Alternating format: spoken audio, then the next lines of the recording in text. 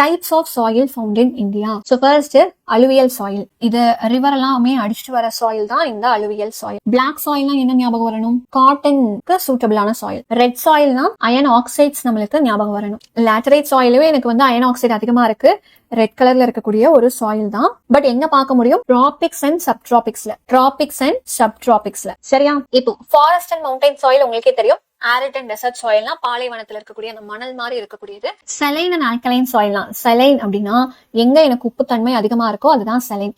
Alkaline means pH is greater than 7. 7க்கு மேல pH இருக்குன்னா அது alkaline soil. Then peaty and marshy சாயில்னா ரொம்ப ஈரப்பதம் அதிகமா இருக்கக்கூடியது. It is moisture content rich soil தான் வந்து மார்ஷி சாயில். சேர் மாதிரி இருக்கும் இல்லையா, எப்ப பாரு சொதன்னு தண்ணி இருந்துகிட்டே இருக்கும், அதுதான் marshy soil or peaty soil. இதை எப்படி ஈஸியா ஞாபகம் வச்சுக்கலாம்னா, பிரால் அப்படின்ற ஒரு வேர்டு கேள்விப்பட்டிருப்பீங்களா? பிரால், கிரால், இந்த மாதிரி வேர்ட்ஸ் எல்லாம் உங்களுக்கு இங்கிலீஷ்ல இருக்கு. சோ அதே மாதிரிதான், பட் டபிள்யூ மட்டும் வராது. சரியா?